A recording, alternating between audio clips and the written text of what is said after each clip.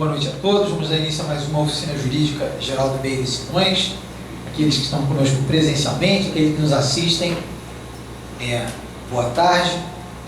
Hoje, dia 26 de maio de 2026.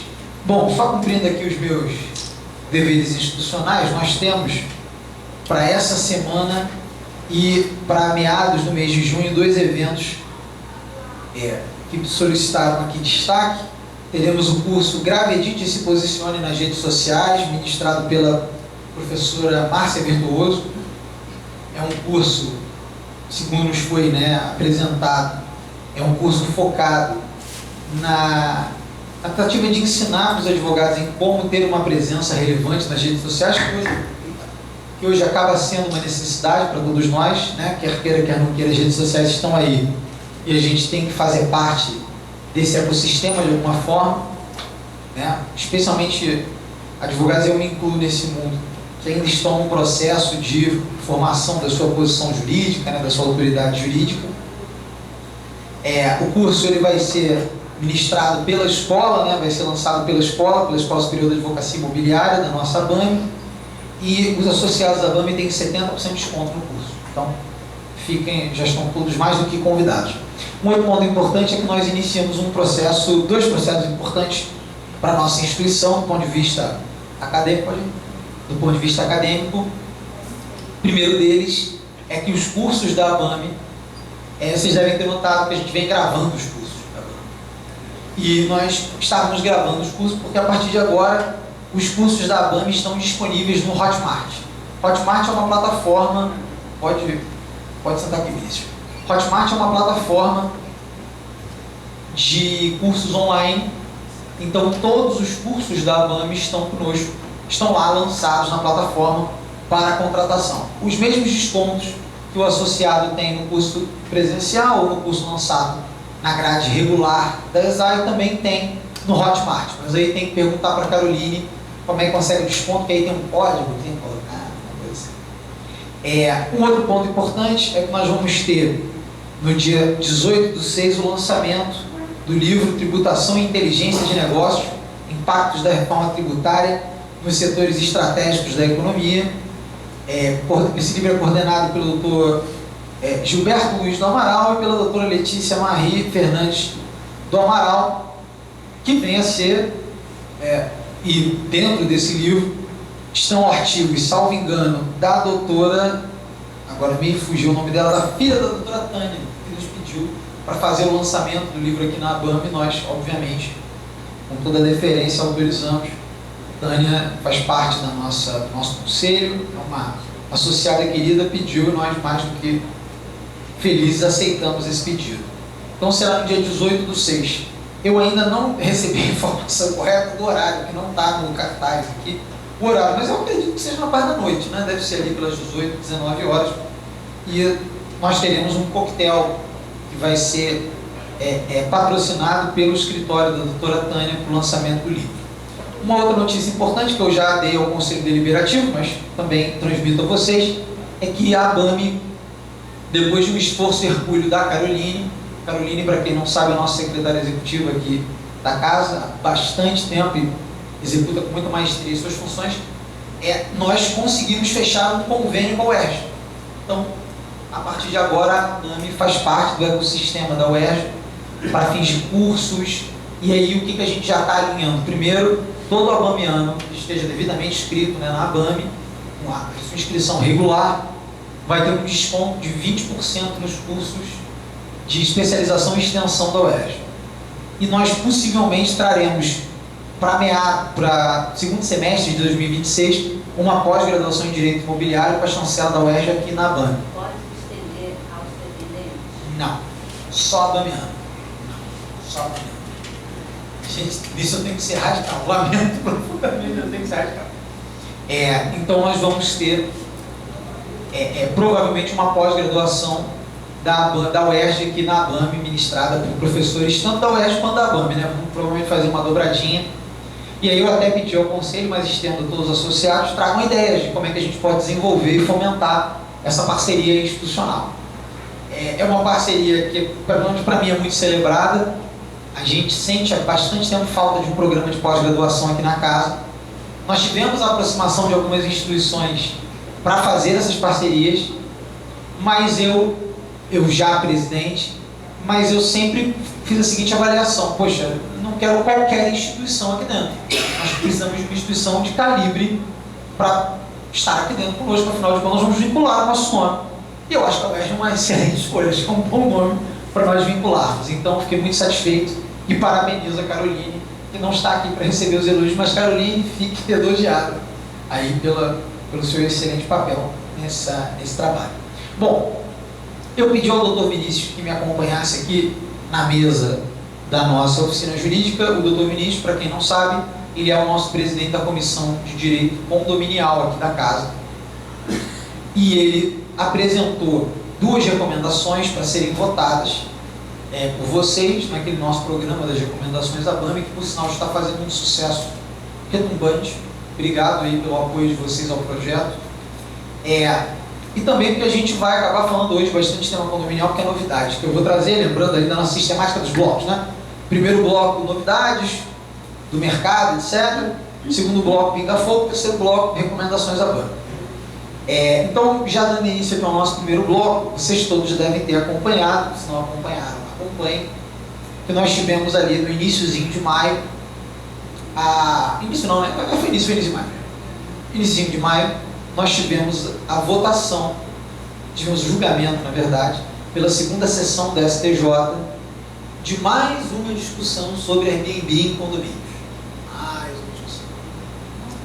E o curioso desse julgamento em específico é que, não seguindo o padrão dos julgamentos anteriores, esse julgamento foi um julgamento cujo voto vitorioso foi por uma apertada maioria, foi 5-4 na segunda sessão. Isso sinaliza, pelo menos para mim, que a matéria não está tão pacífica assim. Nós temos ali divergências na corte ainda sobre o assunto, por mais que, no primeiro momento, o voto que tenha prevalecido tenha sido o voto da ministra Nancy Andrighi. O Vinícius está bem por dentro desse assunto, eu vou pedir para ele explorar um pouquinho, mas eu já deixo aqui a minha opinião, o seguinte: é prematuro nós encararmos esse julgamento da segunda sessão como verdade absoluta sobre o tema. O tema ele ainda vai sofrer muita discussão, e há uma questão importantíssima no meu sentir, que é, muito em breve, nós veremos um contramovimento, porque a movimentação econômica, que a locação de curta temporada, e a gente acaba falando do Airbnb, mas todas elas, mas o Airbnb em especial, porque ele é quase um monopólio, né? Ele é um monstro. É a marca mais poderosa, com muito recurso, não vai deixar isso barato. Isso não vai sair, tudo bem, perdemos essa. Pode. O meu prédio virou uma bagunça. Virou uma bagunça. Mas é isso que foi batido. O seu e de um monte de gente. Não só o teu. Aí, agora, entendeu? Todo mundo está vendendo os apartamentos, vendendo os apartamentos. E virou um hotel. Fala aí, Vinícius, o que você nos diz sobre essa... Boa noite a todos, eu sou o Vinícius Bragança, sou presidente da Comissão de Condomínio. E, antes de tudo, já quero avisar que a comissão está à procura de membros. Quem gosta, então, desse tema, eu estou numa empreitada em busca de membros, até para a gente poder fazer reunião, discutir. Quais são os dias? A gente não tem dia ainda, só tem eu. Por enquanto só tem eu. Eu comecei, a gente já fez alguns eventos aqui. A gente teve um evento, acho que é vem com o time, vamos embora. A gente já teve 2 eventos aqui, fizemos um sobre carro elétrico no condomínio, bicicletas elétricas. Fizemos um na semana, acho que retrasada, que eu esqueci, o carregador, a fonte do computador aqui. Foi mais voltado para a área tributária, para falar de reforma tributária e o que ela vai afetar nos condomínios. A gente já apresentou logo no início do mandato do Gabriel um enunciado, um dos primeiros a serem aprovados. Esse tema do Airbnb está quente. Hoje eu trouxe mais 2 aqui, 2 enunciados para a gente debater. Sobre Airbnb, né? Eu estava passando uma situação complicada no escritório, porque é o tipo de demanda que a gente acaba tendo recorrente. A gente já tinha uma visão já formada sobre isso. E aí saiu esse julgado da segunda sessão. Assim, antes a gente só tinha votos da terceira e quarta turmas, que juntas elas compõem a segunda sessão, e aí todos os julgados seguiam no mesmo sentido, né? A ideia de que um condomínio com finalidade estritamente residencial, ele poderia, uma assembleia, ele reafirmar que a natureza dele é residencial e que esse tipo de uso da unidade não se coadunava com a finalidade estritamente residencial. Aí surgiu esse julgado apertado, que a gente ainda não tem voto, mas saiu no informativo 889, semana passada, e aí só tem ali... seria qualificativo? Oi? O voto seria votado mais um ou 2 terços? Eles falam que seriam 2 terços, em 2 terços, na verdade... Para autorizar. A mudança foi, não vou dizer 360, senão você volta no mesmo lugar. É uma mudança de 180 graus. E antes era maioria simples, você conseguia resolver isso. 80 graus? Oi? Foi uma mudança de 180 graus. Porque mudou completamente a posição. Mudou para 2 terços, então a regra passou a ser, em regra não pode. Se você é residencial, a regra é que não pode. Para poder, você precisa juntar 2 terços e aí você conseguiria aprovar. Então, um quórum para mudança de convenção. Eu sinto muito isso lá no escritório. Eu faço isso, desculpa, moderno. Há 62 anos, eu comecei em 60 no Longo do Sul. Agora é uma loucura. Para vocês terem uma ideia, aqui, um mês passado, eu vendi o conjugado, essa fortuna, 27 metros quadrados, pelado, com a administração até do querido Maia, o ML, 27 metros, não tinha nada. Primeira pergunta, pode fazer.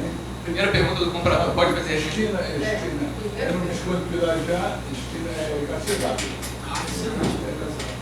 Um filé, ali parece o aeroporto. Nerve da chefe, os porteiros de doutor Neto, aqui eu não faço, ao dia. Eu fui botar um anúncio, claro que é. Os porteiros, doutor Neto, já tem que estar. Eu vendi esse apartamento, acredito sim. O preço do metro quadrado, eu vendi esse apartamento por 900 mil reais. Acredite se quiser. Não, mas é isso mesmo. Ou seja, mais de 30 mil. 27, mas 27, a pena pagou 900 mil. Quase tudo na escritura. Eu lavei na minha Patrícia, no Fernando Leitão lá. Hoje, se Deus quiser, estou fechando o negócio. Ele veio um ano, porque ao lado da favela do Cantagalo. Um prédio fantástico, 76 metros quadrados. Área bonita, sala, das 4, tem que vender seu empregado, sempre tudo pouco a roupa. Eu vi o ar-condicionado. Eu ajudei numa venda também, acho que era do lado do Cantagalo também. Ali tem 2 prédios. Eu vi o filho nascer há 60 anos, porque a maioria não tem papelada, com problema na Previdência Social. Eu tenho história ali. Não é Nascimento Silva, 4. Outro, Alberto de Campos, 10. Prédio tem até mercadinho, na cobertura tem sala de ginástica e churrasqueira. Ali, toda a bicharada lá de fora, todo mundo está comprando para isso. Eu, Neto, vendi. Você comprou também? E meu apartamento São todos? Hoje eu processei a transmissão. A prefeitura avaliou o mágico como se elaborado e ele não apareceu. Eu levei um ano e pouco. 770 mil. Menor do que esse aí. 19º andar. Agora o cara chega lá, doutor, olha isso. Cara, isso dá uma merda, não posso tirar a favela, só sabia que é isso aqui. É o ponto. Isso é cada dia que passa, está havendo mais valorização. Eu estou sentindo isso, porque é o dia a dia. Mais valorização, mais dia. É o dia a dia que nós estamos vivendo. A comunidade sendo vítima, Rio das Pedras, Moceno, Gávea, Itanhangá, só tem mansões ali, nasceram possibilidades do seu patrimônio. Eu me mandei um processo, eu contribuí em promoção contra a prefeitura, dizendo que o meu bem se desvalorizou. Com a tua omissão de poder de polícia. O senhor falou dessa história do Cantagalo, eu lembrei de um caso que a gente teve lá no escritório, que a pessoa tinha alugado um apartamento em São Conrado, de frente para a vacina. Aonde? De frente para a vacina. Depois da vacina. De frente para a vacina. A janela dela, abria a janela e abria a vacina. Eu morei 35 anos em São Paulo. Aí ela foi pedir para rescindir o contrato fundamentadamente por conta da vacina. A gente falou, mas a vacina está aí há décadas, quase séculos aí. Quando você Você abriu da essa noite, que era assim de noite. Não. Estava o mar batendo, as ondas batendo. É isso. E quem vai ver aqui, os são espiões, o Rodrigo Maia, agora político, de tudo, ou o falecido João Figueiredo, também tem apartamento dele, que eu fui para ali, um dia casado em 62, mudou. Estamos tendo uma grande transformação. Quem está começando ou quem está no meio vai ser uma pedreira. Eu tive um carro no escritório, General São Mateus. Lá no final, a última rua, Jerônimo Monteiro, 8 apartamentos, piscina pequena, vaga de garagem. Tem um cachorrão lá que só aluga por temporada. Tem uma fortuna. E é um constrangimento dos demais, como negros e que isso. O escritório é de Belo Horizonte. Uma boneca, a colega foi boneca no conselho. Quando eu fui médico, eu soube a prejuízo, nós pagamos, fizeram uma assembleia, infelizmente, já vão ter o meio de não tirá-lo, mas privar desse meio de negócio. Leblon, Ipanema, está uma loucura. Rio de Janeiro inteiro, né? Hein? Rio de Janeiro inteiro, até o Meia. O que eu digo até o Meia? Nada contra o Meia, nem absoluto. Mas o Meia não é um bairro turístico. Não é a vocação natural do Meia. Tem muito mais desses sites. Eu não vejo diretamente, não queria que o otário aqui foge do cabecete 90, do cabelo. Está uma máquina montada. Você alugou para o Gabriel. Bandido. Vai ter desenvolvimento só. Não, pode deixar, né? Eu tenho cartão de crédito, tudo e tal. A gente fica vendo aqui Airbnb em algumas grandes cidades, O turísticos do mundo. locador tem que ter estrutura para isso. Sim. Tem cara que vive só disso. Sim, Esse que vende hoje, ele já tem 2. Eu vejo na Geral São Martins e comprou para isso. É uma maravilha. A gente tem alguns. Só tem turista. A gente tem No final do Ipanema, você sai dali, meu amigo, está na praia de Ipanema, está com o metrô da General Osório, está com o metrô da Nossa Senhora da Paz, você tem tudo ali.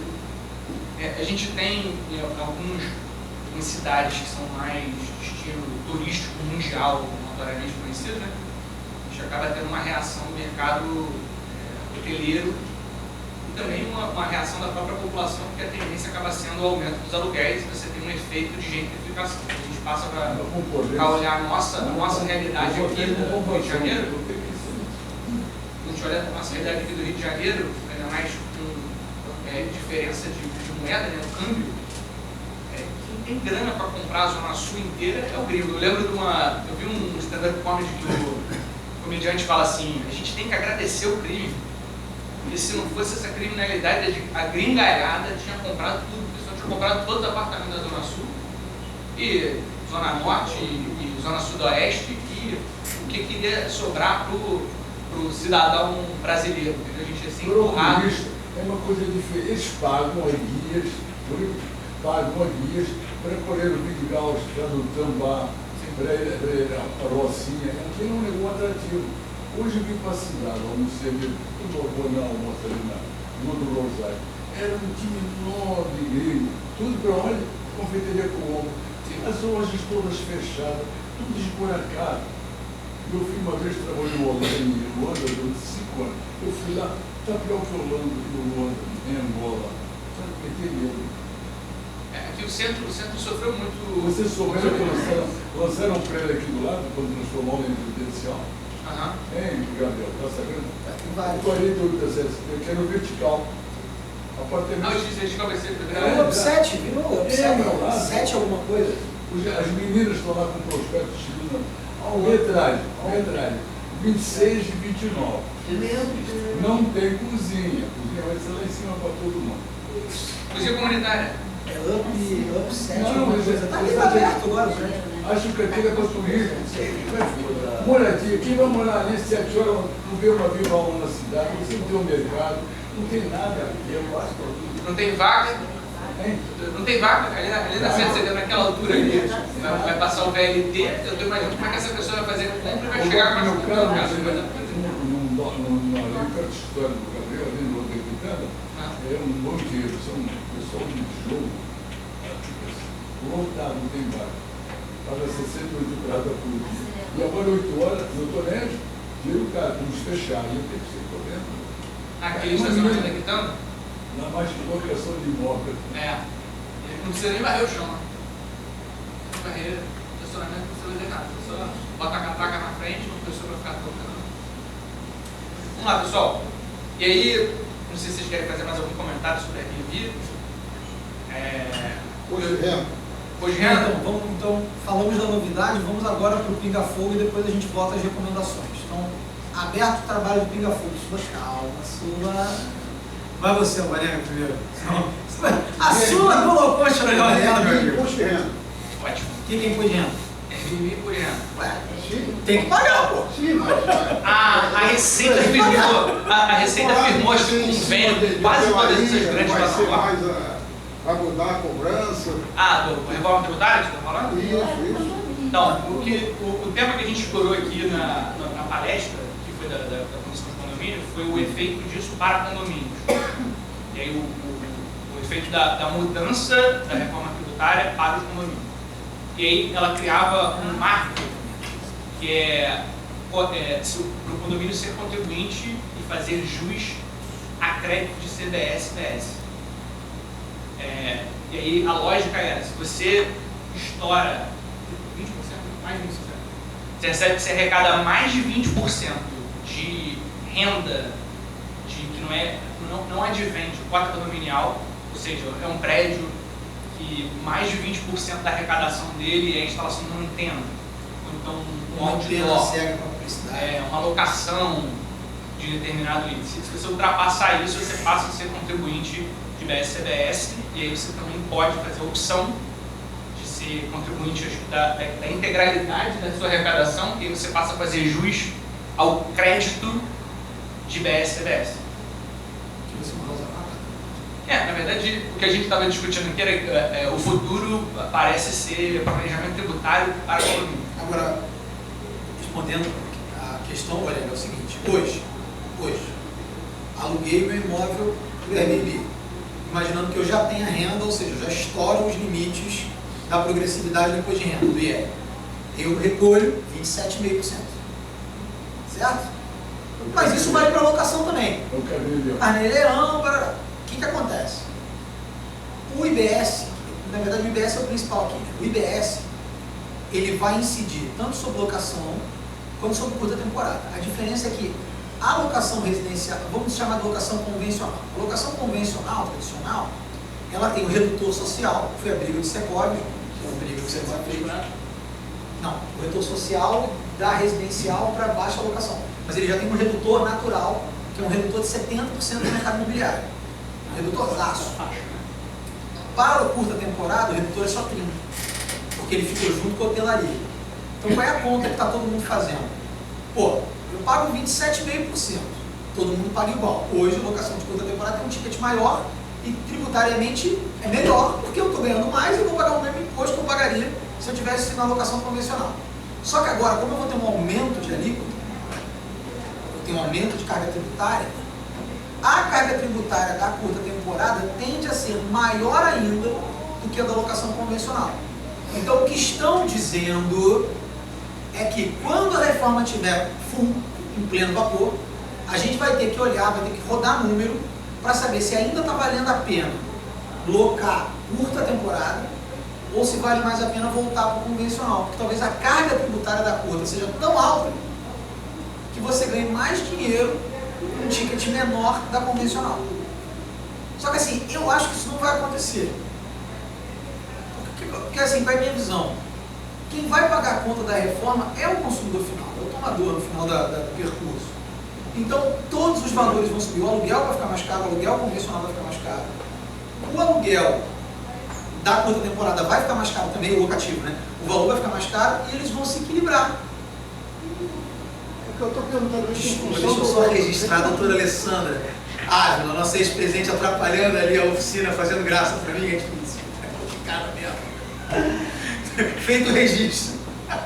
Feito o registro na oficina, você lembra daquele meu caso do gás? do O gás. pessoal fez obra, fizeram um novo espaço lá de gás, ficou Tudo maravilhoso. se resolveu. E tá tudo resolvido e lindo. Porque eu paginou, tá vendo? É Não perdeu a locação. Por que que a senhora Não, Venha, perdeu por a favor. locação. Alessandra, Isso aí, isso dá bronca nela mesmo. bora pra cá. Prosseguindo, Aurélia. Então, a Eu gente já tem que vou, fazer já conta. vou. É que eu tô resolvendo um Eu acho que no final vai continuar sendo mais Não. vantajoso economicamente a conta. Eu acho. Mas, a ver. A locação residencial tem que estourar as faixas, né? 3 apartamentos, 270 mil. A alocação convencional, para você ser tributado, para você ser contribuinte de IBS, no ano calendário seguinte você tem que cumprir 2 requisitos cumulativos. Você tem que ter 3 imóveis ou mais e alcançar 240, que não é mais 240 porque está atualizando pelo IPCA, né? Já é 250, sei O lá. que me causou dúvida foi justamente, você falou aí, a hotelaria. Né, equiparar a temporada à hotelaria. Foi equiparado. Qual a legislação? Qual o fundamento? Você vai deixar de ser Tributário. A legislação tributária falou, ó, como isso aqui já está sendo reconhecido como locação atípica, onde que eu vou enquadrar ela? Perfeito. Hotelaria. Na minha visão, constitucional. Porque, mas é porque o 111 do Código Tributário Nacional, o que ele diz? A legislação tributária não pode alterar a matéria de direito civil. Ela não pode dizer que uma coisa é uma coisa. Quem tem que dizer isso é o direito civil. Ela está, de certa maneira, conformando um contrato tido pela jurisprudência, pela doutrina como atípico. E detalhe, está fazendo isso em benefício do fisco, né? Não é em benefício do contribuinte. Então assim, eu vejo que talvez tenha uma inconstitucionalidade aí. Até por uma questão de capacidade contributiva. Mas, a ver.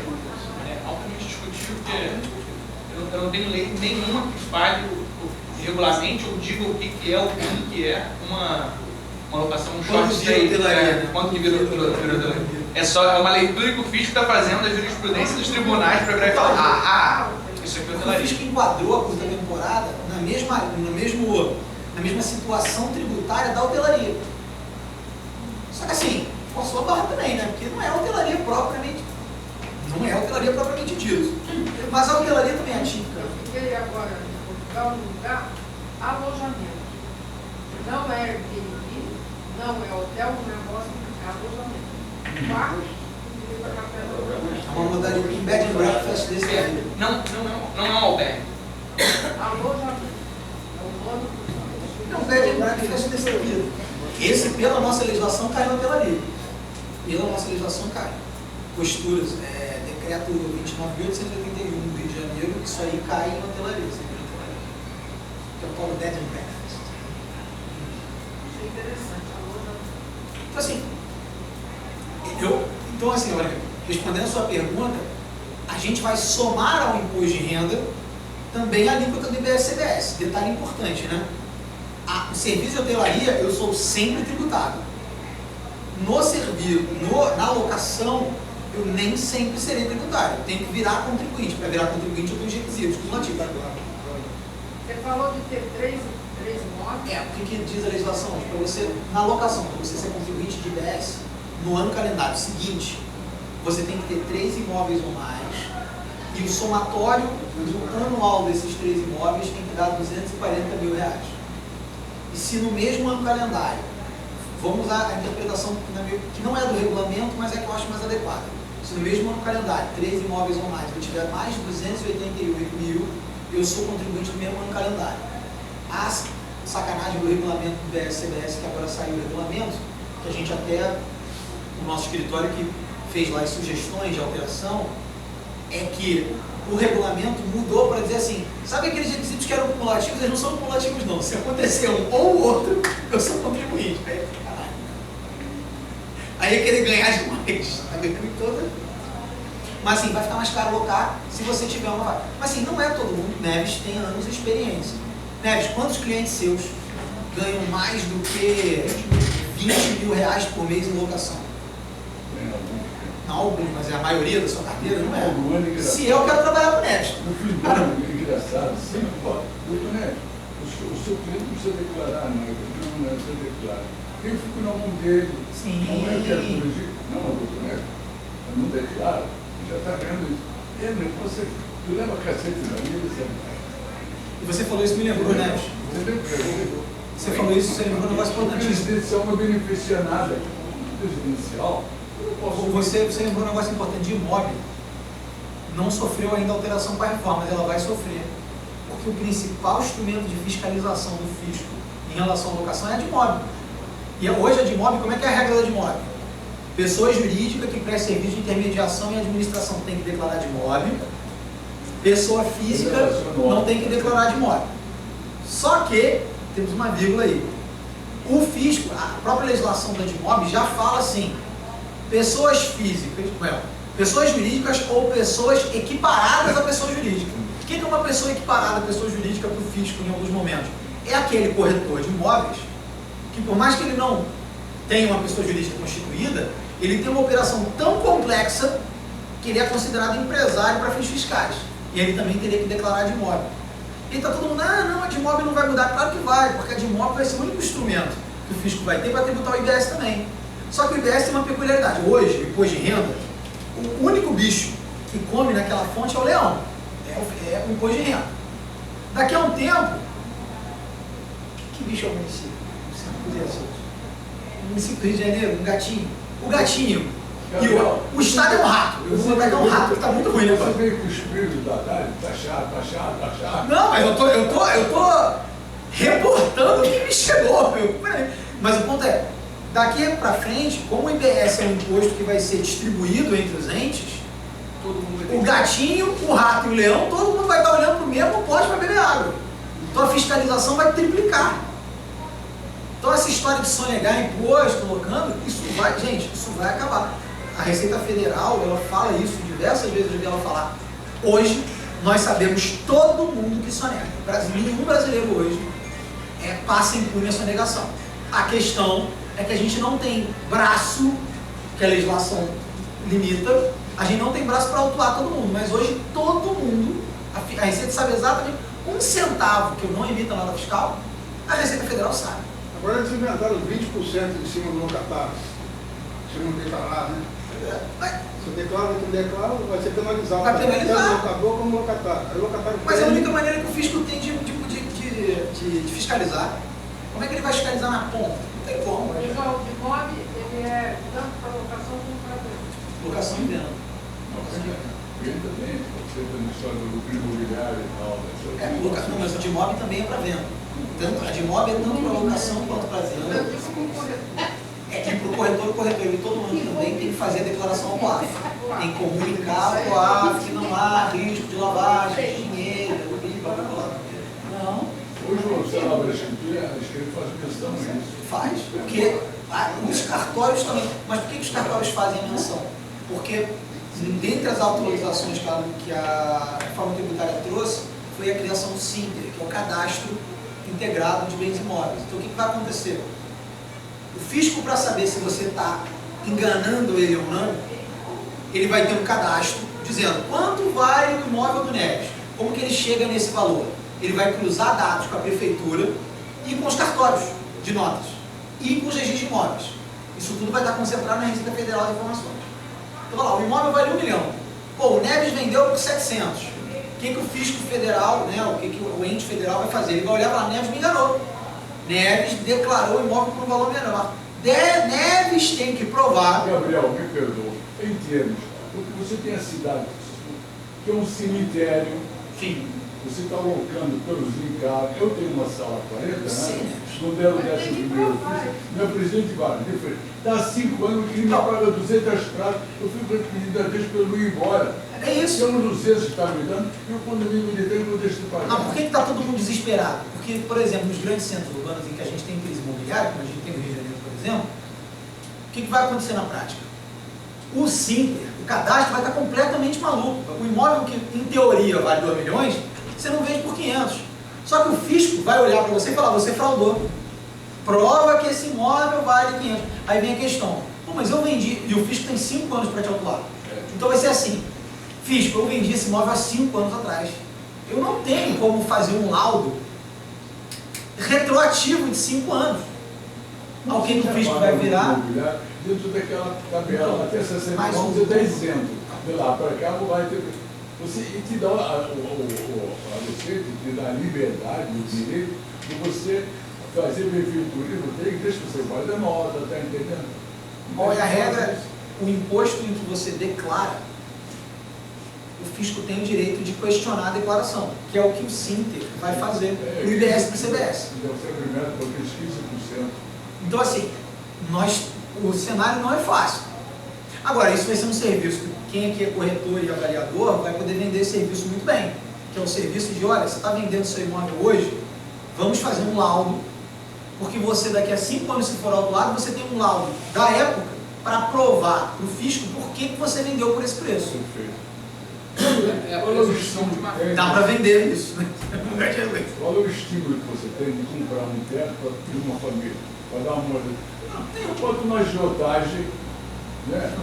Não tanto, né? Enquanto o Lula não confiscar. Nem tanto, né? Nem tanto. Você tem um apartamento que vale, eu tenho 4 apartamentos, é cheque da coisa, 3.800.000, claro. Eu consigo uma aluguel lá, 13.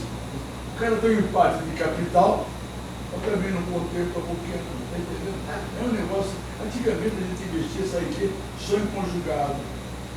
É mais fácil, é você que está começando a vida, sendo de casa do papai e da mamãe, aí casou, já quer o salário. Hoje virou tudo. Respondido, Lorena? Estamos passando uma Desgraça devidamente apresentada? Mais alguém? A sua é terrível. Não, o meu é rapidinho. A sua é mentira. Só quero ratificar. Sistematicamente. Fala aí. O Quer ver? O inventário. Não, É sempre um inventário. a despesa de reparo de um sifão que furou é unicamente um inquilino, né? Sifão, você diz sifão da pia. Sifão da pia. Inquilino, totalmente. Porque eu recebi uma mensagem do inquilino, eu não administro mais, mas por acaso esse apartamento é da minha afilhada, então eu tenho que fazer isso. E ela, fui abrir aqui o armário, com infiltração, mofou tudo, não sei o quê, eu falei, estou viajando, vou mandar aí uma pessoa para ver do que se trata, ver também. Vamos ver o bicho que é. Aí ele me mandou ontem ele me mandou, olha, o problema no sifão para trocar R$270. Eu falei, vou chegar no final da manhã para o gasto de você. Imediatamente depois ela me mandou uma mensagem dizendo, olha, veio aqui, consertou e agora tem que trocar o armário. Né? Aí eu falei, olha, eu estou chegando de viagem, amanhã eu vou gasto de você. Então, essa despesa da troca do sifão, o sifão teria dado para ela ver que estava ficando, né? Eu acho que esse tamanho. Eu acho que essa situação que você está colocando tem algumas camadas como uma cebola, né? A primeira delas é a questão do sifão, normalmente cabe ao inquilino. Só não caberia ao inquilino se tivesse uma prova muito cabal ali na vistoria de entrada, que tivesse um problema, não sei. Mas ela já está lá 2 anos. Pois é, então assim, é do inquilino. E tem um detalhe interessante que é o seguinte, e a legislação não é, a legislação ela fala isso, mas ela fala isso muito nas entrelinhas. Inclusive, a comissão de locação já encomendei isso a eles, que são assim, sugestões de melhoria na lei do inquilinato, precisa. A lei do inquilinato já precisa dar um upzinho nela. E uma coisa que a lei do inquilinato não trata de maneira muito clara é o seguinte, há um dever por parte do inquilino, que está lá no artigo 23, que é o dever de manutenção. Só que ele não está claro, não está escrito, o inquilino fará manutenção, isso não está escrito na literalidade. Mas quando a lei do inquilinato fala assim, é dever do inquilino cuidar da coisa como se dele fosse, você cuida do que é seu, de maneira a conservar a coisa no tempo, garantir a vida útil da coisa. Então esse dever de manutenção está mais desenhado. E se eu tenho dever de manutenção da coisa como se minha fosse, e eu não cumpro esse dever, e pior, pelo fato de eu não cumprir o dever, eu agravo um dano que seria menor se eu tivesse agido em tempo, a responsabilidade é do inquilino, não é do locador. Então, por exemplo, quando ela diz, o sifão quebrou, infiltrou, estragou o armário. Isso não aconteceu em 24 horas. Isso estava acontecendo, né? Isso vinha acontecendo, e aí, depois que o negócio ficou uma azedume só, ele falou, ih, caramba, tá tudo estragado. Nesse caso, a responsabilidade, na minha opinião, não apenas da troca do sifão, como também do armário do inquilino, que foi ele que causou o dano, ele é que permitiu que o dano se agravasse. Mesmo que se admitisse que o pinga-pinga do sifão fosse culpa do locador, o que o inquilino deveria ter feito? Começou o pinga-pinga, locador, está pingando, tem que trocar de forma imediata, senão o dano vai agravar. Vou lançar a mão do 249, parágrafo único do Código Civil, que diz que quando há a obrigação de fazer e ela é urgente, eu posso fazer no lugar do outro e me reembolsar depois. Lanço mão, executo e resolvi o problema. Agora, deixar esperar a coisa estourar a ponto de ter que trocar o armário, na minha opinião, quem tem que trocar esse armário é o inquilino. Dito isso, essa valsa toda, levar isso para a justiça é um inferno. Eu não sei se vale a pena levar para a justiça. Mas juridicamente falando, Eu vou fazer uma pergunta. Você me alugou com um apartamento há 10 anos. há 10 anos. Nada é eterno. Você mesmo. Com o uso constante da coisa, ele vai se depreciando. É meu dever, Locador? botar um armário novo, então, ou posso ter bom senso como locador? Não. O bem é meu, eu sou o que tem.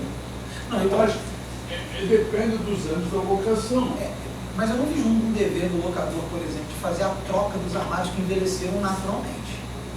Não consigo ver. Tem certas coisas que elas se depreciam de uma tamanha maneira que não dão condição de habitabilidade. Ah, ok. Quando é do locatário. Aí são outros 500. São outros 500.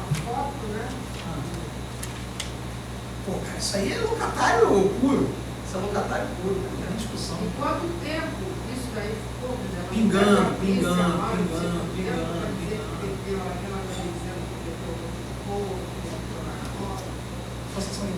Manete, eu concordo com você, mas aí você tocou no ponto certo, que é a questão da habitabilidade. Porque a habitabilidade é um dever do locador. Então, por exemplo, você diz, olha só, cara, o armário, depois de 10 anos, se deteriorou se deteriorou a tal ponto que ele acabou. Aí tudo bem. Mas a minha questão é a troca pela futilidade. É o locatário que fala assim, tá feio, quero que troque. Não, tá feio, meu amigo. Eu quero melhorar. Troca você. Sabe do teu bolso, deixa que eu concordo, se bem é meu. Se ele pode fazer fila, eu queria ler. Respeitado para Deus. Exatamente. É isso, eu acho que é por aí. Mas assim, essa troca fútil não, mas de fato, se você tiver um problema de habitabilidade, quer ver uma coisa que acontece, que às vezes acontece muito, prédio muito antigo, em que você tem aquela fiação de mais de 30 anos. E aí, cara, tem que trocar, em algum momento a fiação tem que ser trocada. 220 de banho, né? Não, a fiação, olha, o meu apartamento, quando eu comprei, o fio era rígido. Nunca tinha visto um fio rígido na minha vida. Antigamente era assim. Caramba, tudo de fio rígido, um negócio horrível para mexer. Quem tem que trocar? Nesse caso, é o locador, cara. Fiação, locador, não tem discussão. Não há nada que o locatário possa fazer para melhorar a vida útil de um fio. Você está muito preso ao desgaste natural, cara. Sim. Que é difícil de mensurar. Mas o desgaste natural é do locador. Pois é, esse é o ponto. Mas aí você tem que chegar ao ponto de que foi desgaste natural ou o locatário tem que calcular. Não, mas por exemplo, um exemplo de desgaste natural é da fiação. Pintura. Cara, olha só, pintura. Pintura é um ponto de guerra eterno que nós teremos. Porque pintura é a história da cláusula da pintura nova. Aí uma hora pode, uma hora não pode. Tal. Eu, Carlos Gabriel, sou diametralmente contra a cláusula de pintura nova. Pintor, está pintado, você tem que devolver no mesmo estado de pintura, diz a lei. Eu tenho que devolver. Se a pintura estava nova, eu tenho que devolver para uma pintura nova. Se ela tiver sinais de desgaste. Agora, eu pintei, a pintura está linda. Eu tenho que ir lá e pintar de novo? Na minha opinião, não. Aí cai no colo da Pela lei do inclinato não tem como. Vistoria inicial tem que Cai ser. bom na vistoria inicial. E aí a cara crachá. Pô, olha só, o off-white não está mais tão off-white, agora está meio amarelo. Pinta de novo, ok, tudo bem. Agora, tem umas cláusulas assim, o imóvel foi entregue perfeito, está deverá ser entregue pintado novo. Gente, a lei do inclinato não permite. Se a gente tem liberdade contratual para isso, a ver, tem dúvidas se a gente tem liberdade contratual para isso. Mas é uma cláusula que volta e meia vai para o Poder Judiciário, pelo menos as últimas que eu vi, o Poder Judiciário disse que pode. Não, pode sim. Se está previsto no contrato que tem que pintar novo, pinta novo. O combinado não sai caro, não é isso? Mas é complicado, senão vai ter aquela história que o Capanema contava, né? Que o cara pintou de preto. Também é pintura nova, não disse a cor, pintou de preto. Também é aquela história famosa. Acabou? Vai lá, fala você. Mais uma sua. Por favor. Mentira, não é possível. Era só essa. Mentira, não faz Viu? isso comigo. Viu? Mais alguém? Hoje eu Alguma dúvida? Nada? Acabou, Pinga Fogo? Eu quero cantar parabéns no aniversário. Não, tá, seu aniversário. aniversário dela. Entra. Vai.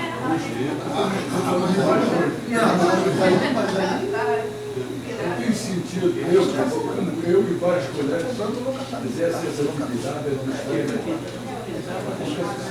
O ano passado, na época da pandemia, foi que é uma loucura.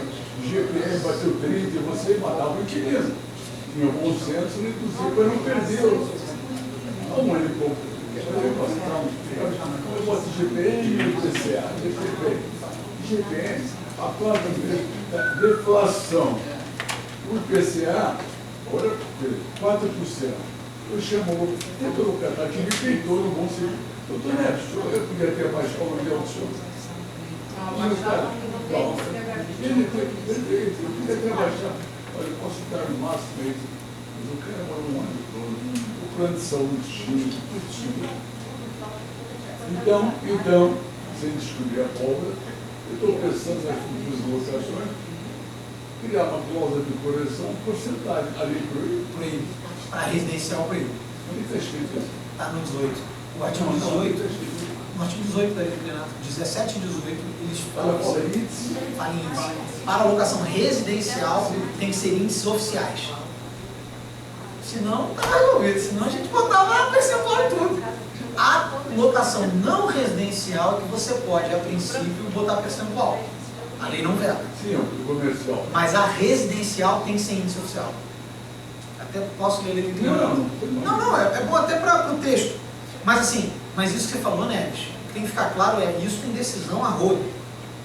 Não, o índice, para que serve a correção monetária? A correção monetária ela tem uma finalidade. A finalidade dela é, o Brasil é um país inflacionário. Então o poder de compra da moeda se perde. Qual é a finalidade da correção? Evitar ou mitigar a perda do poder de compra. Quando o índice deflaciona, isso não significa dizer que o Brasil está voando. Isso quer dizer que as variáveis do índice levaram a uma deflação, mas ela não... Quando o índice fala está deflacionando, o que isso deveria significar? O real está hipervalorizado. Não é o que acontece. A vida está barata. Exatamente, não é. Então o que o STJ já vem decidindo há alguns anos? Você nunca pode baixar o contrato, você nunca pode baixar do valor nominal. Então se eu tenho uma locação que é R$1.000, e ela, ano que vem, é 1.050. Se no ano seguinte, por deflação, ela chegar a 950, é 1.000. Eu não posso sair do valor nominal. O valor nominal é o limite de redução do valor. Mas, para além, a própria lógica deflacionária, que a gente tem aplicado, tem visto decisões, diz o seguinte, não, você nunca deflaciona o valor do aluguel.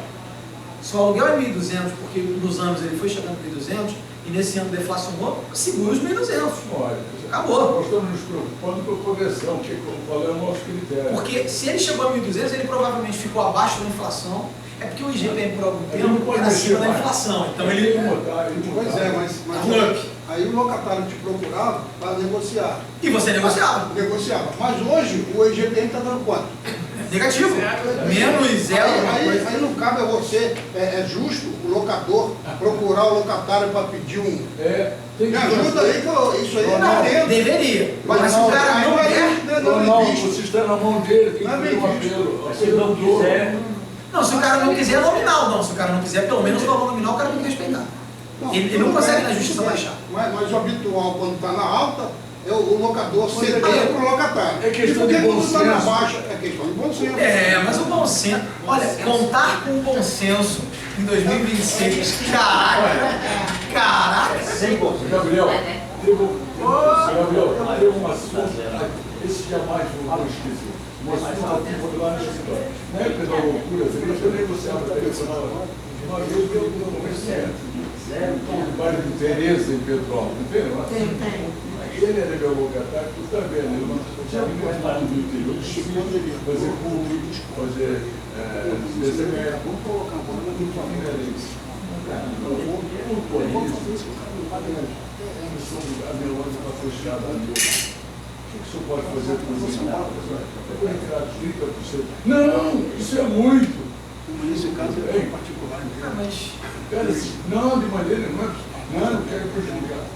Essa pessoa reagiu dessa maneira, nunca mais me esqueço. Nunca mais me esqueço. assim, contar com bom senso é um desafio. O que eu achei interessante, a gente está falando aqui de índices de reajuste, momentos que são deflacionários ou ficam muito alto. Eu acho que essa lógica, a gente fala, pô, quando subiu eu negociei, quando ficou no zero eu negociei. Se a gente estivesse falando do mesmo locatário daquela época e o de agora, eu acho que seria, daria até você falar, pô, naquela época eu te dei um... Mas não é o mesmo Eu segurei pra... caso Esse eu acho que é o ponto. É um caso até que eu dei desconto quando foi locado. Porque de locação, por exemplo, estava 2.000, eu aluguei por 1.700. Então, de repente caberia até para fazer, tá, vamos negociar aí, bota aquele horário, aquele valor que eu estava pedindo inicialmente, o desconto. Mas é melhor deixar quieto, o cara paga em dia, A gente está falando que isso é bom senso. Eu nunca esqueci quando eu li isso do discurso do método. O discurso do método, Descartes fala que bom senso é a coisa mais bem distribuída do mundo. Porque não tem ninguém que acha que tem de mais ou que tem de menos. Todo mundo acha que tem. Então, assim, eis o grande problema da gente contar sempre com o bom senso dos outros. Se o bom senso imperasse, a gente não tem um poder judiciário como Estado. Bom, meus amigos, então, finalizando o nosso... Você será mais um, sabe? Fale. Vale. Vamos embora, não posso. Vale, né? Agora ele fale.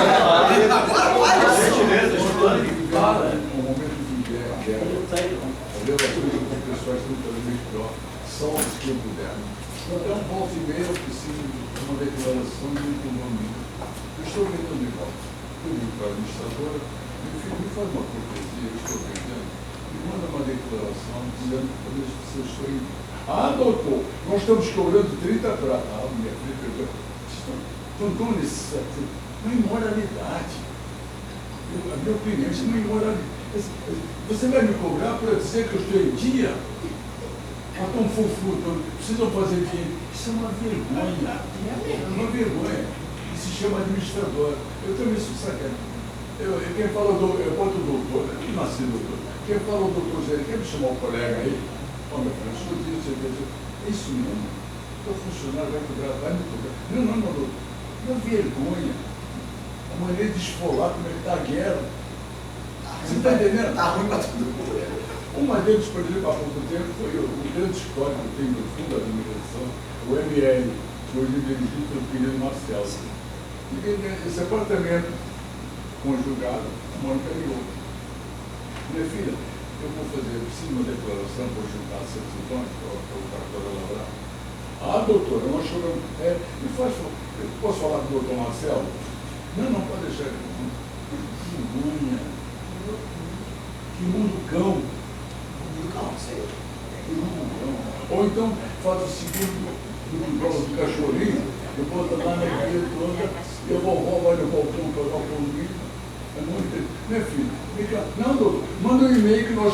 Mas cancelar o cacete, pô. Você está botando um negócio, uma afronta, você está botando na minha vida. E eu que tenho que pedir por e-mail para você consertar a lembrança, o assalto. Eu não tenho ideia como é que está o mercado. Tá fácil. Deixa eu botar uma cláusula aqui para a gente discutir. E todo dia nascem administradores novos. E é tão comum isso. Lá em Ipanema, há 5 anos, eu lembro. 200 apartamentos, umas canoas, eu fui conhecer a figura. Chego lá, não sou Michelin, e vejo assim, doutor Nelson, eu conheço o senhor. O senhor é lá da Nascimento Civil, o senhor presidente do sabe? Isso não esquecer da fez estágio na Pirata, se arranca com o Pirata, fui uma administradora. Eu sou administrador, eu tenho uma imobiliária, conta aquelas musiquinhas. Gabriel, não aguento mais, vou pensando. Não, para com isso, né? Hoje a gente está discutindo uma cláusula, aproveitar aqui e jogar essa para vocês. O que vocês acham da cláusula no contrato de locação de que o locatário é responsável pelo pagamento dos aluguéis até entregar o imóvel em perfeito estado? Fala não, que o Dr. Neves tem essa cláusula no contrato dele. Ele entregou as chaves ao locador, ao preposto locador, administradora, e aí devolve um laudo com pendências. Fala, ó, a pintura não está nova, a pintura não está 0 bala. Me recusa a receber. Me recusa, não, até recebe, vai fazer o laudo alguns dias depois, aí volta pro laudo e fala assim, ó, aquele chão ele está riscado, aquele risco não é do uso. Vem aqui, busca a chave, conserta, enquanto o imóvel estiver indisponível, eu vou te cobrar o aluguel. Não. É comum isso. Está no contrato, pode acontecer Sim. igual. Minha questão é essa cláusula é nula? Desse jeito é. De uma maneira dela não se nula. Desse jeito é nula. Como é que É você imoral, mas está no contrato. botou uma multa, assim, cara, Bota uma cláusula penal, que é o que a gente faz. Né? Essa aí já constava no contrato, desde quando assinou. É imoral, mas está no contrato. Mas é legal. É ilegal. Vou dizer por quê. Porque você não pode cobrar aluguel depois que as chaves são entregues. o imóvel está indisponível. Sem usufruir o bem. Você não pode. Mas o que você pode é estipular uma cláusula penal com equivalência próxima ao valor do aluguel, dizendo o seguinte, ó, você tinha um dever de devolução, você não cumpriu o dever de devolução, enquanto você não cumprir o seu dever de devolução, vai ter uma multa rolando. E aí qual é a beleza da cláusula penal que a gente estuda, que todo mundo deveria lembrar? Cláusula penal lá pelo Código Civil, ela diz assim, ó, não é preciso provar o prejuízo para se aplicar a cláusula penal. Porque a cláusula penal, eu não tenho que provar que tem prejuízo. O ônus é do outro lado, ele que tem que provar que cumpriu. Acabou. Então, assim, essa cláusula da devolução, da recusa da devolução e da manutenção do dever de pagar locativo, não pode. Mas uma cláusula penal, Continua pagando. uma cláusula penal dizendo, ó, enquanto você não cumprir o seu dever de devolução, você vai pagar uma multa. E essa multa é X, não tem problema. Não é, esta não é legal. Agora, é claro que assim, vamos evitar que ela seja igualzinha ao valor do aluguel em cada Não cobrar aluguel. Não cobrar aluguel, é cobrar cláusula penal. E tem uma diferença você não cobrar o aluguel, porque na verdade você reestabelece, você muda qual é o marco de finalização. Porque, em teoria, eu cobro aluguel enquanto o bem está disponível. E aí a gente começa a ter as discussões do que vai ser o título executivo, o que não vai ser o título executivo, no caso dessas inclusões das multas. Quanto usufruir. Mas você definir uma cláusula penal para não devolução adequada é lícito, completamente Se lícito. devolver em condições de debilidade, né? Então, Eu acho que a gente, eu dei um curso aqui de locações que a gente fez essa cláusula. Eu não lembro disso. A gente desenhou essa cláusula para funcionar. Vamos para as recomendações? Pessoal, vamos agora votar 2 recomendações. Alguém tem uma recomendação que ninguém mandou? O Dr. Vinícius mandou 2 para mim. A Sula, não tem não? Sula tem uma recomendação, Sula? Bami? Parabéns em Recomendação para 5 minutos. Vinícius, então, quais são as recomendações que você sugere para a gente Eu vou aprovar? ler para vocês o que é o enunciado que eu sugeri e em seguida vou botar. Então, lê o enunciado, mas não precisa ler a justificativa, não faz um resumo da justificativa para você achar. Um deles é, sem autorização convencional ou deliberação assemblear, não pode o síndico celebrar acordo para pagamento de cotas condominiais que represente a renúncia de receita ao condomínio, o que inclui as previsões de juros e correções monetárias já consignadas na Convenção, no Código Civil e atas de assembleias, sobretudo a que fixou a previsão orçamentária. Qual o fundamento, qual é a ideia dele? O síndico atua como preposto representante da coletividade condominial. O crédito condominial ele deriva da previsão da convenção e da ata da deliberação assemblear que fixou a previsão orçamentária. Não caberia o síndico sozinho, tirando a cabeça dele, virar e falar, doutor Neves, só atrasou 2 anos, faz o seguinte, descontão, paga o que você está devendo, tirar 10% aqui, tira a multa, tira encargo. Não acredito que ele tenha poder de Mas fazer muitos isso. fazem, né? Mas tem muita gente que vai. Muitos fazem. Muita gente que vai. quando muito devia ter escola, doutor, do Conselho Fiscal. E nem assim. Ainda assim não dá certo. Meu cara, ele está representando uma comunidade, ele não pode ter os pés pelas mãos. Já temos um voto favorável para o de recomendação. Eu tenho muita preocupação com isso, porque assim, eu imagino um síndico dando um desconto, eu não vi isso ainda na Ah, um prática. síndico desonesto. Não, também acho que eu já vi. Existe também. É incomum, mas eles existem. A coisa acontece. A coisa acontece. Colega, não está gravando, vamos falar.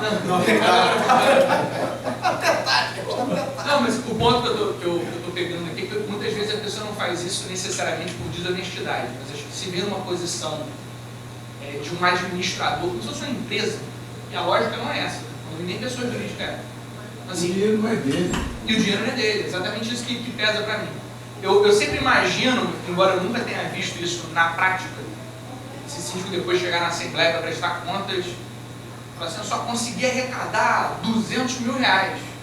Aquela unidade lá que estava devendo. Aí alguém vira para ele e fala assim, pô, mas ela devia 300. Aí ele, não, mas acho que agora está cheio. Não, você podia ter vendido o imóvel e recuperado os 300. Quem foi que falou que você podia isentar esse valor? Vamos rejeitar as contas dele e vamos cobrar dele esse descontão que ele deu. Eu nunca vi isso acontecer. Mas para mim um grande receio dar esse aval para o síndico, no final das contas a pessoa deve falar assim, quem te deu autorização para não cobrar a multa daquela unidade? A convenção fala que você tem que cobrar a multa.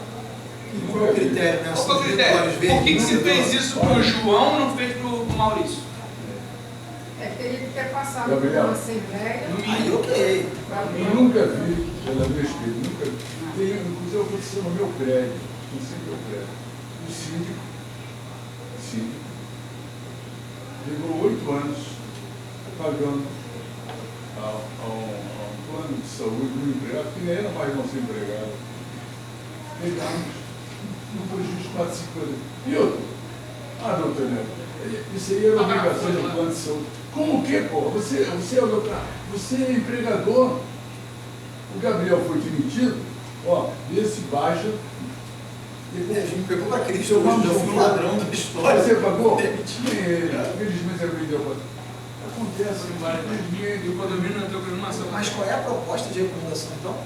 É o seguinte enunciado: sem autorização convencional ou deliberação assemblear, não pode o síndico celebrar acordo para pagamento de cotas condominiais que represente a renúncia de receita ao condomínio, o que inclui as previsões de juros e correção monetária, já consignadas na Convenção, Código Civil e atos das Assembleias, sobretudo a que fixou a previsão orçamentária. Os associados presentes concordam com a recomendação? Mas olha, sim, isso é difícil, não é um conselho. Isso aqui é uma sugestão mesmo. É, o É uma enunciado recomendação. Só para fazer o resumo rápido, como é que a gente faz as recomendações aqui? A gente vota a recomendação na oficina e depois vai para o Conselho Deliberativo. O Conselho O amém. ou aprova ou não. O amém. Até hoje ele aprovou todas, mas pode ser que não tenha o amém. E aprovamos? Aprovando isso é publicado. Publicado onde? Em todos os lugares possíveis. A gente manda para os tribunais, para Passa a todos os fazer cantos. parte da vida da Bama. Todo mundo recebe aqui por e-mail. Todo mundo recebe por e-mail, fica arquivado, os tribunais recebem. Hoje nós temos 8 recomendações aprovadas. Acho que tivemos uma reprovada só, não me lembro mais. Acho que reprovou até na oficina. Eu acrescentaria, vocês são os outros disso, eu respeito, poderia salvo a autorização do Conselho. Mas, Eu não acho que o Conselho tem esse tipo de... mas o Conselho não tem poder para isso. O Conselho não tem poder? Não, depende da convenção. E, em geral, o Conselho é fiscal. Aprova 3 nomes para conciliar o síndico, tem uma escola, eu fiz mas não perfeito. eu pedi bênção aos outros 3 colegas. Não sei mesmo, mas o Conselho, os poderes do Conselho não estão definidos em lei. O Conselho pela 4.591 é consultivo e não fala disso. Aquela situação, nós acabamos de uma menina, De aprovar ou não aprovar. Mas o Conselho não tem poderes para autorizar o síndico a fazer isso. Isso é o ponto. Só se a convenção disser que É tem. outra história. acabamos de Fora da consciência associação profissional. não tem como. Não tem nem que foi entrevistado. Ninguém queria pegar o primeiro, pegou. Agora vamos fazer um contrato. Contrato de prestação de serviço. Depois manda de fora. Esse contrato não tem valor nada. Fizemos um contrato, 2 malas, eu e meu colega. Fizemos um contrato de uma maneira assim. Um contrato de rescisão, tirou liberdade, que é fazer divórcio, vai com Deus, tirou 30 anos, e era assim verdadeiro. Com a concordância dos demais condôminos. Aí a subsídio, mas doutor Neto, o que se quer? Se eu precisar mandar embora a menina, eu tenho que ir de porta puxa, não pode mandar embora. É um negócio. Doutor Neves, esse é um bom ponto. E aí, com todo respeito, eu vou divergir do senhor. Eu tenho, analisando até esse caso concreto, tá? Eu acredito que a natureza do cargo de síndico é uma natureza do cargo eletivo, você vota, você elege a pessoa. Eu não acho que cabe um contrato de prestação de serviço. Eu acho que a ideia do contrato de prestação de serviço seria como se fosse um termo de Mas compromisso. essa cláusula é nula. É nula? É nula. Mas e você me presta se... Não presta, ele foi ele. Você me presta sem vínculo empregatício. Eu tenho que ficar arbitrando casado com você. Não, Você a vai eleição. instituir o síndico na forma do 1349. Mas eu já posso, com os dois, por de boa fé, Mas, criarmos uma cláusula. Olha, se eu quiser te dispensar, porque vai com Deus, e você também não pode ir embora. Só que essa relação jurídica, ela não tem natureza contratual. Eu sei, eu todos fazem. Não, fazem, mas está errado. Eu também acho que está errado. Porque a natureza do cargo eletivo, ele foi votado, foi eleito pela Assembleia. Assim, eu fico imaginando o seguinte, para o senhor poder demiti-la do cargo dela, eu me pergunto, quem lhe deu poderes, então, para poder rescindir o contrato com ela? Então, o senhor é o síndico e ela teria sido... Ela, então, é uma prestadora de serviço. Então, ela tem vínculo. Eu representante do condomínio, quando não tinha uma extraordinária, olha, um cenário de tudo. Não, ok. Aí não extraordinário. Aí já é outra coisa. É isso aí, ok. Mas, assim, se o senhor teria os poderes para destituí-la do cargo, o senhor poderia escolher? É muito difícil. Eu tive um caso ontológico no meu prédio. O cara vivia. Não, é verdade. Vivia. Faltava. O que houve, Luiz? Não sei o que da família. Porra, meu, tu tem plano de saúde? Ele era o síndico? Aqui na rua, em Ipanema. Você pega esse plano de saúde e enfia na tua casa. Última, para fechar o cachorro. Minha filha é meio mal, sai tudo de 6 horas da manhã, eu fui para a academia. Quando passa, tem um presunto, está dormindo na cabine com lençol. Aí a Mônica, que isso? Não, doutora, mas não está nada bem. Mandar embora. Para quê? Começaram as madrinhas, chorateio. Tá? E eu nada de abrir a boca, não vou. A gente tem aqueles grupinhos que a gente fala, não vou expor agora até não, é uma indenização. Deu uma segura. Porque não, mas maluco, não posso falar agora, estamos aqui em família, o que isso aqui é. Faltava um respeito ao José. Era uma maluco. Eu disse na minha cara, eu não tinha dinheiro, filho esse tempo. A doutora Monte perguntou de mim, lençol em cima. Ah, isso eu não sabia. É difícil. É difícil ser empregador, é difícil comandar. Mas só para a gente voltar para a aprovação da recomendação. Eu acho que a questão do conselho já está inserida na convenção. Pelo seguinte, se a convenção dá poderes ao conselho para agir, o conselho se bastará. Se ela não dá, fica a regra da convenção, que acho que a gente consegue conformar tudo. Então qual é o texto que a gente está voltando de novo, só para a gente deliberar? Sem autorização convencional, deliberação assemblear, não pode o síndico celebrar acordo para pagamento de cotas condominiais que represente a renúncia de receita ao condomínio, o que inclui as previsões de juros e correção monetária já consignadas na Convenção, Código Civil e atas da Assembleia, sobretudo a que fixou a previsão orçamentária. Para mim está pronto. Aqui seria a ideia, vai fazer um acordo no processo, vai dar um descontão, cara, convoca a Assembleia. A mesma Assembleia que aprovou o valor da cota, ela A Assembleia vai aprovar, porque não vai receber nada. Alguém se opõe? de todos. Não. Podemos declarar aprovado? Então, aprovado na oficina. Beleza, vamos levar para o Conselho Deliberativo, vamos ver se o Conselho Deliberativo Já aprova. desconto de quanto? Hein? Mas eu vejo muitas vezes o pessoal falando, ainda atrasou só 2 dias, tiramos. Já vou colocar, presidente, já vou colocar no Conselho Deliberativo mais tarde. Qual é a outra O recomendação? outro item é, salvo previsão expressa, depois eu vou contar a história desse aqui, né? Salvo previsão expressa na lei, na convenção ou determinação assemblear, o condômino devedor com acordo em curso não poderá exercer direito de voto em assembleia, porquanto não estará quite com suas obrigações. Isso aqui é polêmica mesmo. Essa é polêmica, essa é polêmica, essa é polêmica. Vamos lá, vamos discutir essa polêmica. A polêmica tem a ver com quando eu faço uma função de dívida, um acordo, uma forma de pagamento. Mas isso até o Não tem direito. Você paga primeiro, Gostei, paga né? em Gostei, né? Vamos lá, vamos discutir, vamos pegar essa linha aqui. Então, Pode assistir, não pode votar. que o acordo que eu fiz contigo é uma inovação da dívida? É uma nova dívida? Ele não pode se manifestar porque está embora, ele não tem Não, nenhuma manifestar direito. ele pode. Se você Você fosse... poderia Eu já fazer vi uma condomínio. inovação. Poderia. Porque tem a É a possibilidade. possibilidade de fazer inovação, mas necessariamente eu faço uma inovação. Isso é muito polêmico, porque assim, vamos só lembrar aqui da dogmática do tema, né? O 361 do Código Civil, ele vai dizer pra gente assim, ó, para você inovar, você tem que expressamente inovar, ó, eu estou inovando. Ou então, a inovação, ela tem que estar, você tem que inferir a inovação dos atos do próprio Eu negócio. fiz o uso contínuo que havia uma inovação. E aí, mais ou menos, porque o grande ponto é o seguinte, e aí diz a lei, diz o legislador, o ânimos de inovar, que é o ânimos novandi, né, o desejo, a vontade, a intenção de inovar, ela somente se afigura quando você tem uma transmudação da obrigação originária numa nova obrigação. Ou seja, a moratória, o parcelamento é mera confirmação da dívida. Ela não é uma nova obrigação. Se tivesse um desconto, eu até acho que você teria uma transmudação. É um ajuste. É um ajuste. Mas você não está deixando de ser devedor. Você não desconstitui.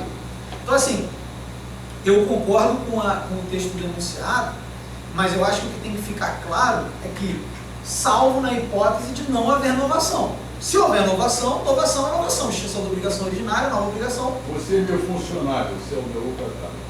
Funcionário. O teu salário sai dia 5.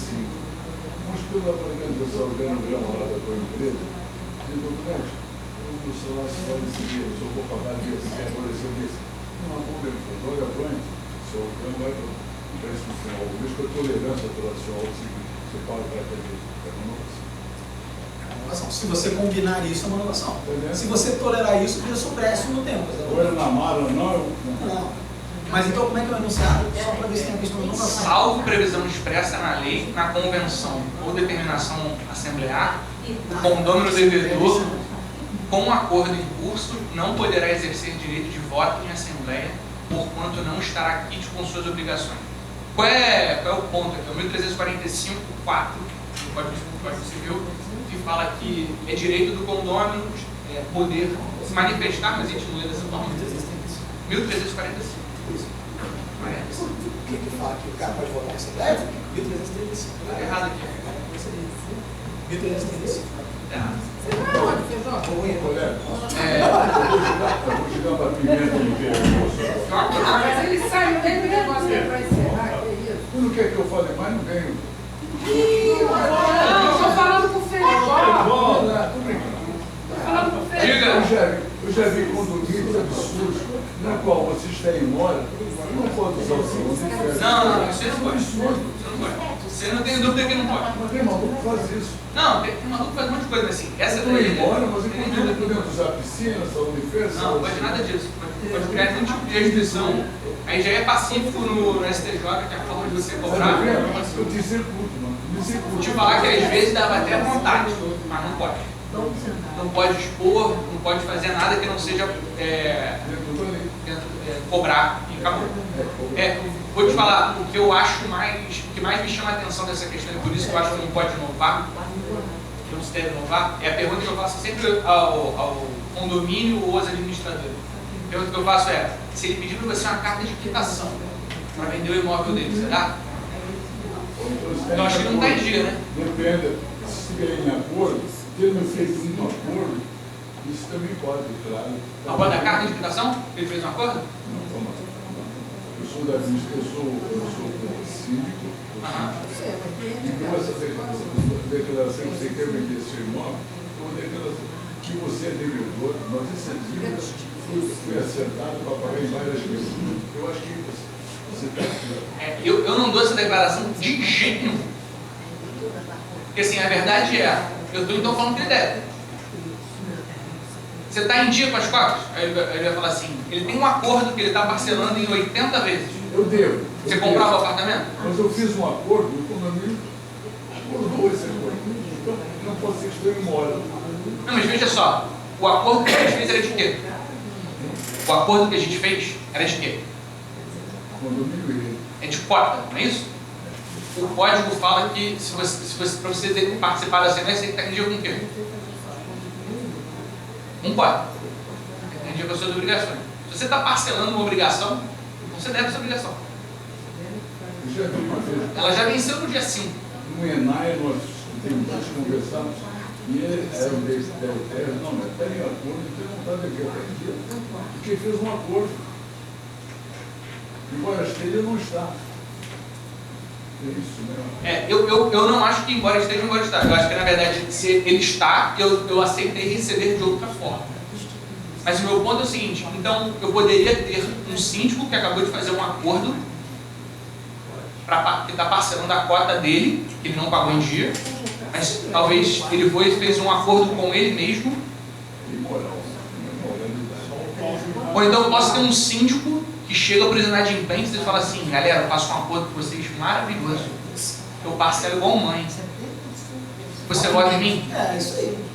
E olha só, o síndico não tem poder de inovar, gente, ele é o dono do crédito, como é que ele pode inovar? Se ele não pode, na linha do outro, se ele não pode abrir mão do crédito, por que ele poderia mudar a natureza desse crédito? Aí veja só, vê se vale a pena você inovar, vê se vale a pena, senhor, inovar essa dívida. Se a gente inovar, eu estou criando uma nova obrigação, né? Não é isso? Ela é distinta da primeira, não é isso? A primeira era a própria terreno, essa é?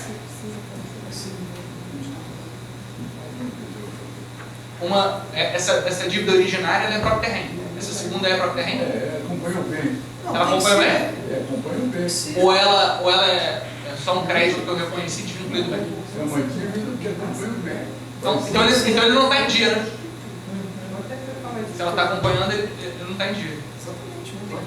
Não pode desnaturar a obrigação. Não diria sequela, né? Exato. Exato. Então eu não estou inovando. Se o novo herói que comprar, vai parecer esse pepino. Não é? Então eu não entendi. Inovar significaria que eu desnaturei a obrigação. Eu não posso desnaturar a obrigação, eu não pode perder a qualidade. Se eu desnaturar essa obrigação, ela não é mais atrelada ao imóvel. Aí esse cara pode vender Se ele chegasse vendido. no dia da reunião e quitasse, ele poderia ser. Ah não, seria, mas o cara quitou. Aí ele quitou, tá em dia. A questão é a seguinte, o acordo, ele não importa a inovação, porque ele não tem os elementos necessários. A inovação não tem, se não foi, não está existindo. Não, aí eu acho o seguinte, se a convenção dá poderes para o síndico de inovar, ou se a própria Assembleia permite que o síndico inove, tudo bem. Mas o síndico por si só não tem poder para isso.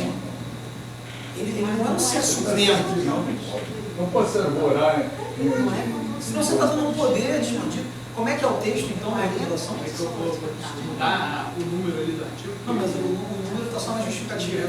Mas depois ajusta. Vai o termo da recomendação. Salvo previsão expressa na lei, na convenção ou determinação assemblear, o condômino devedor com acordo em curso não poderá exercer direito de voto em assembleia porquanto não estará quite com suas obrigações. Eu sou a favor. Também. Alguém discorda? Alguém discorda? Podemos dizer que está aprovado? Aprovado. Parabéns, doutor Vinícius. Agora você passa pela pedreira. E você não, né? Eu, né? Que tenho que sustentar as recomendações do conselho. Tem uma sugestão aqui que mandasse antes da reunião essas coisas assim, pessoal olhei. Mas antes do conselho deliberar? Não, antes. Sugestão, mandar sugestão pro conselho. Não, isso não não- para o conselho, para nós aqui. Para todo mundo, João, foi ótimo você ter falado isso. Como é que, e até essa falha foi até minha nesse caso. O que aconteceu nas últimas reuniões da oficina jurídica? As recomendações chegaram na minha mão no dia da oficina. O que eu tenho pedido para as pessoas que propõem as recomendações? Que elas mandem antes, para eu ter tempo da Caroline soltar as recomendações para todo mundo ter tempo de ler. O Vinícius até me mandou antes, essa vez a falha foi minha, foi a falha humana minha. Mas acho que a gente pode, aí, conselho, a gente propor lá no nosso grupo de conselho que de repente as recomendações sejam apresentadas pelo menos 48 horas antes da oficina, circulem, a gente vá para a oficina com elas já pré-divulgadas. Mas eu tenho que contar com a capacidade das pessoas de me mandar isso antes, senão a gente não consegue fazer. Mas eu gostei da sugestão, eu acho que ela é interessante, ela é prudente. Se puder, senão a gente discute no dia da oficina. Não, tem alguns que dão, outros que não dão. Vamos fazer assim como diretriz. Meus amigos, vamos para os aniversariantes do mês?